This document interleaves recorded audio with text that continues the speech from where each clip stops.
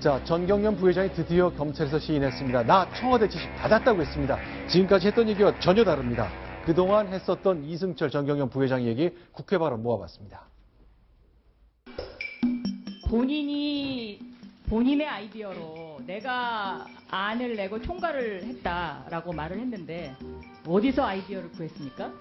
검찰 수사가 진행 중인 사건으로 인해서 이제를 답변드리기 어렵다는 점을 말씀드리고자 합니다. 아, 그래서 며칠 전부터 검찰 수사가 진행됐군요. 답변을 그렇게 하시라고. 미르 K재단 800억 이 재단 설립의 최초 제안자가 누굽니까? 최초의 제안자. 수사 중인 사안이라서 말씀드리기 아니 어렵다. 누가 수사하고 상관없는 거지. 재단 설립하는데 주체가 있을 거 아니겠어요. 어떤 그것도 수사랑 밀접한 관계 있는 무슨 그런 소리 하지 마시고. 자, 이승철 전경련 부회장이 출석했습니다. 김동혁 기자.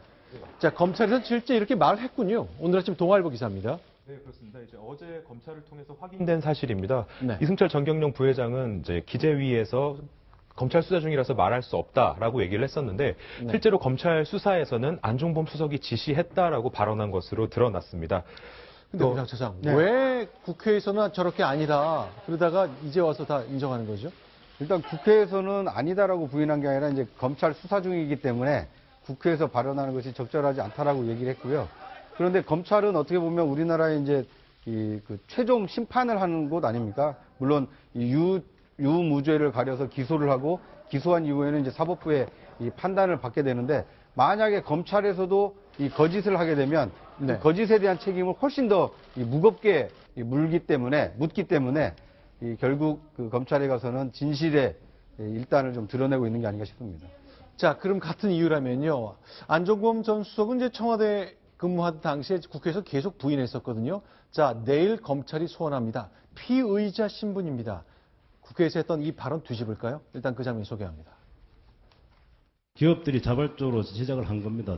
우리 공감을 형성을 했지만 기금을 모으고 하는 과정은 기업이 시작을 한 겁니다. 모금 과정에서 제가 어떤 의미로서도 개입을 해서 압력을 행사했다든지 그런 사실은 전혀 없습니다. 대기업 관계자가 안종범 수석께서 정경련에게 얘기해서 정경련이 일괄적으로 할당을 했다 이런 식의 얘기를 한 것이 녹취록에 있어서 그 대기업 관계자가 지금 거짓말을 하는 겁니까?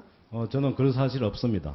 미르재단의 이모 사무총장님하고 4월 4일 날 통화를 한 적이 있고 몇 차례 만난 적이 있으셨다고 그러셨죠? 개인적으로 만난 게 아니고 행사에서 만나고 회의에서 한번 만난, 지금 그분도 지금 수사 대상이기 때문에 구체적인 말씀은 못 드린다는 점을 양해해 주시고요. 분명한 것은 인사 관련돼서 제가 사퇴를 종용했다든지 그런 사실은 없습니다. 박성호 국장. 성균관대 경제학과 교수였잖아요. 안종범 네, 정치 그렇습니다. 시작하기 전에. 네. 일단 학자적 양심이라는 것이 있을 것 같고 그런데 국회에서 발언과 그동안 나오는 게 너무 달라서 좀 혼돈스럽습니다. 이걸 어떻게 정리해야 될까요? 지금 아마 이제 검찰 수사라는 문 앞에서는 국회와 달리 어떤 실제로 돈이 그 재벌들의 돈이 움직였고 그 돈은 누구의 어떤 신호에 따라서 움직였는지 네. 기업이라는 게 사실 돈 1억 내는 것도 그냥 뭐 갖다가 그거 좋은 뜻이네 하고 그냥 내는 경우는 사실 흔치 않습니다. 더구나 저와 같이 급조된 재단에 네. 불과 이틀 만에 이렇게 거액의 돈이 척척 한꺼번에 약속이나 한 듯이 될 때는 반드시 어떤 이런 권력 심층부에 사인이 있었을 것이고 그 권력부의 의사가 전달된 채널은 아까 얘기한 이승철 부회장이지만 네. 그것을 결국은 상의하고 기획한 그리고 그것을 전국적으로 앞으로 그 자금의 흐름을 움직인 예를 들어서 제3자 뇌물죄라든지 네. 이런 법리적인 이 부분에 지금 문제가 있기 때문에 이 부분을 본인이 다 지금 숨길 수가 없고 이 사실관계에 대해서 어떤 일정 부분 말하지 않을 수 없는 검찰에 나가서는 국회에서는 본인이 관여하지 않았다고 했지만 네. 지금 재계에서 또 아까 이승철 부회장이 진술을 하고 있기 때문에 네. 그러한 상황에서 자신이 어떤 역할을 했는지를 최소한은 밝히지 않을 수 없는 상황에 지금 몰린 거라고 봐야 될 것 같습니다. 자, 그런데요. 이제 어제 동아일보자 보면 최순실 씨가 대통령한테 수시로 보고했다. 또 하나, 오늘 동아일보를 보면 안종범 수석이 돈 모으라고 지시했다 이런 걸로 보아 많은 일들이 대통령을 향하고 있는 느낌을 받습니다. 이거 어떻게 네. 해야 되죠? 사실 그 대통령이 네. 여러 가지 그런 법적으로 문제되는 부분에 있어서 관여된 거 아니냐라는 의혹들이 있고 또한 또 주변인들의 어떤 그 진술이 조금씩 바뀌면서 더욱더 그런 수사의 필요성이 있는 거 아니냐라는 분석들이 나오고 있습니다. 네. 그런데 이제 헌법을 보면은 84조에 이제 그 대통령은 내란 또는 외환의 죄가 아니고서는 재직 중에 형사상의 소추를 받지 않는다고 되어 있거든요. 그래서 이 형사상 소추를 받지 않는 것이 이제 기소가 안 된다는 얘기인데 그렇다면 수사도 못하는 거 아니냐라고 보는 것이 이제 그 법무부 장관 그리고 또 검찰의 입장입니다. 하지만 또 객관적으로 볼 때 그렇지 않다라는 것이 헌법학계에 오히려 더 주로 보이거든요. 따라서 기소는 안 되지만 기소할 수는 없지만 수사는 가능하다라고 볼 수 있겠고요.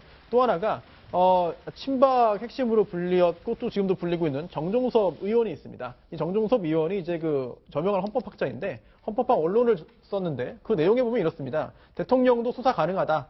그리고 또 심지어 기소만 못할 뿐이지 압수수색도 가능하다라는 내용을 정종섭 위원이 스스로 썼을 정도이기 때문에 학계에서도 대통령에 대한 수사 가능성은 충분히 있다라고 보는 것이 보다 현실성이 높을 것 같습니다. 근데 실제로 이제 그러니까 더불어민주당 이제는 민주당으로 부르죠. 그러니까 대통령을 조사하라 이런 메시지를 계속 내고 있습니다. 실제로 이석현 의원 아주 고강도로 대통령을 직접 겨냥합니다. 새누리당이 왜 그렇게 뻔뻔스럽습니까? 청와대만 잘못한 것처럼 의리 없이 발뺌을 하고 책임지는 사람이 한 명도 없습니다. 사람이 무능하고 잘못됐으면 의리라도 있어야 됩니다. 조폭만 또 못해.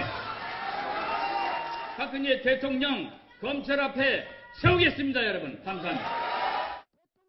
박성부 국장, 야당은 이제 대통령 수사해야 된다. 소추는 못해서 기소는 못하더라도 임기 중에 수사 반드시 해야 된다고 요구하고 있습니다. 네.